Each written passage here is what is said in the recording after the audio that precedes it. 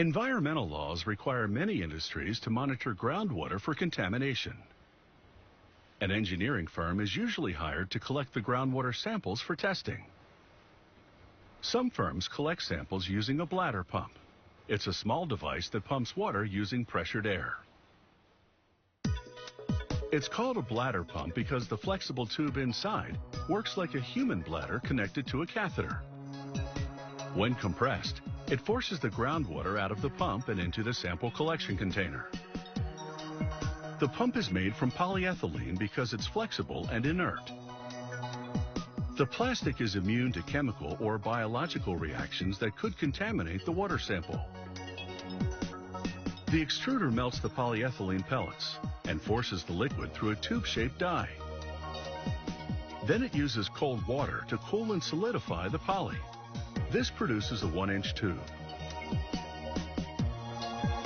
A razor cutter slices the tube into either 15 or 32-inch long pieces, depending on the pump size. They use a different die to produce a wider PVC plastic tube for the pump's housing.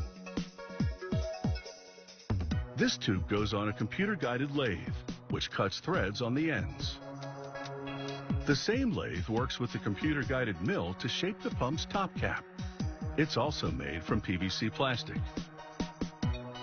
They make the pump's bottom cap and bladder cap the same way.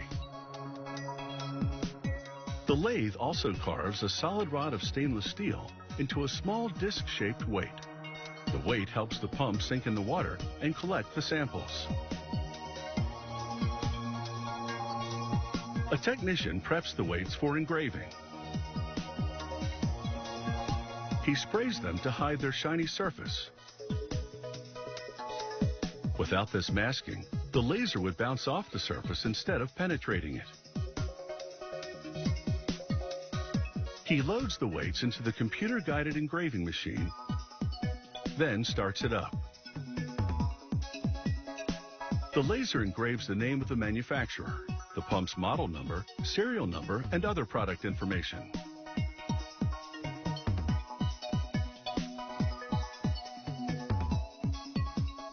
When the engraving is complete, he separates the weights and washes off the coating with water.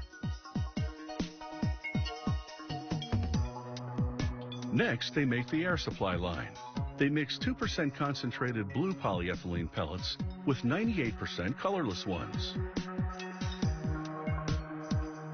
They use the same extruder as before to create a narrow tube,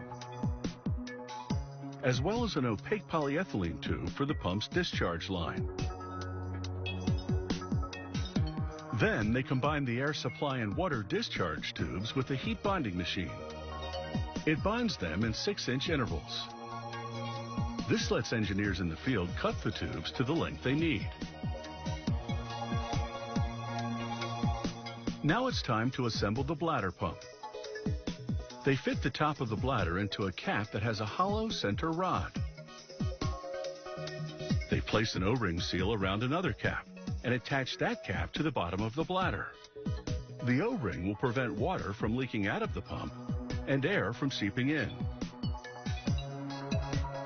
They insert a ball-shaped valve in the top cap. Then they attach a hose barb for connecting the discharge line. They insert the bladder into the pump's housing. They connect an air supply hose barb next to the discharge hose barb. They place the weight on the bottom cap of the pump and insert another ball-shaped valve. They complete the pump by attaching the bottom cap to the bottom of the bladder. When engineers submerge the pump in a well, water enters through the bottom and slowly fills the bladder. They drive compressed air into the pump housing via the air supply tube. The pressurized air surrounds the bladder, squeezing it. This forces the lower ball to close off the bottom of the pump, trapping the water sample inside the bladder. The trapped water moves the ball at the top of the pump, which clears the exit route. Then they send bursts of air to the pump in timed intervals. Each burst squeezes the bladder. This gradually forces the water sample to the top of the pump. It's then collected in a container on the surface.